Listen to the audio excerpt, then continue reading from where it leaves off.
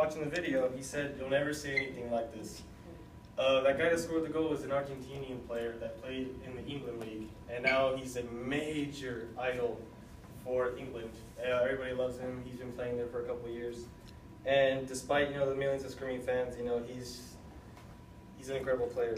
And I am going to be talking about soccer. I'll be talking about the history, the cultural effects, and how pretty much it brings the world together. And my subtopics will be about regulations and hooliganism. All right, for history, soccer has an estimated number of 3.5 billion fans. Our population exceeded 7 billion about 3 years ago, so pretty much half of the world soccer fans. American football is only around 400 million. This was number 1 on the list, that was number 10. It started as early as the 1300s in England, but it started off, apparently they were saying soccer it wasn't even official yet, it was just people throwing around a head. I don't know why, but even King Charles actually banned soccer in England for quite a while. And it was very rugby-like, there was no regulated rules or anything, but by 1863, officials from London schools wanted to make this an actual sport, but they split it into 2 categories. They split it into rugby-style rules and how you see today, modern-day soccer. And by 1869, it actually spread to places such as Germany, Argentina, and much more. All right, so topic number 1, intro to modern soccer regulations. Just like any other sport, it's like 11 per team.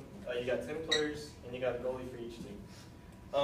In professional soccer, there's only 3 subs allowed, and it's cut down to 45-minute halves with the halftime of 15 minutes. And then you have a thing called stoppage time, which is pretty much, I don't know if you've seen on soccer about guys who fake their injuries and lay there for like 5 minutes to waste time. This kind of compensates the lost time a little bit.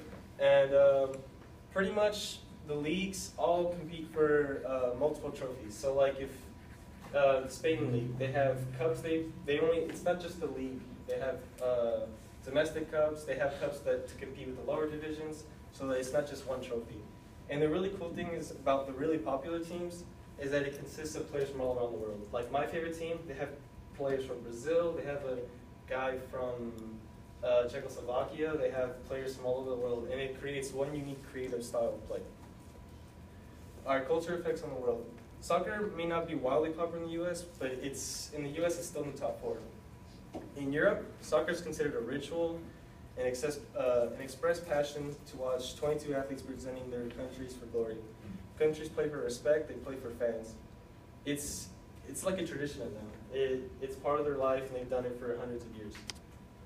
Just imagine a country such as the Republic of Ireland. Very small country, they don't do much soccer around the world. But there's been times where they beat big teams like England, and they get huge respect, and that's pretty much all they have. All right, subtopic number 2, hooliganism. Soccer has a very, very interesting fan base. There's the guys that show up for every game. There's the guys that just go crazy, just like any other football fan. And then there's the people that just, there's always that person that takes it too far. So although it's not much of a problem today, it's not always like that. Soccer hooliganism, mercifully, has been diffused over the last 30 years thanks to self-policing among fans, better stadium designs, and the cooperation of pre-emptive efforts of the world's police forces. Not so fun fact, in 1964, a ref kind of made a bad call in Peru, and it actually resulted in 300 deaths. Yeah, I mean, it's not like that anymore.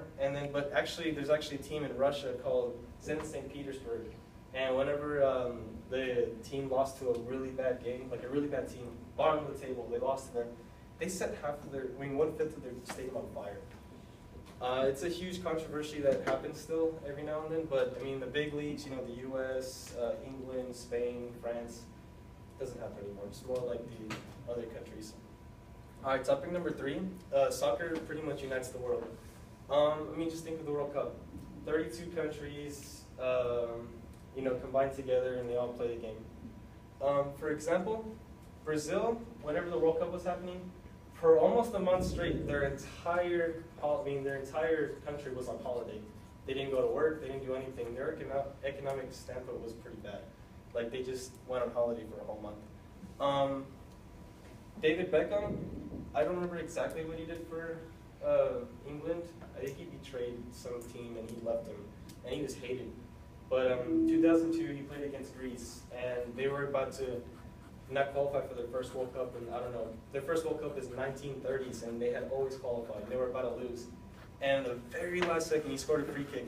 He gained all his fan back. Everybody loved him again. In 1991, these are just fun facts, and then soccer was illegal in Mississippi. And an interesting thing about soccer is that, yeah, it unites everybody, but they take it into account if you haven't been getting along with other countries as well. Like, especially during World War II, Germany was actually kicked out of the 1950s World Cup in Brazil because of their aggression towards World War II. World War II. That's my works cited page.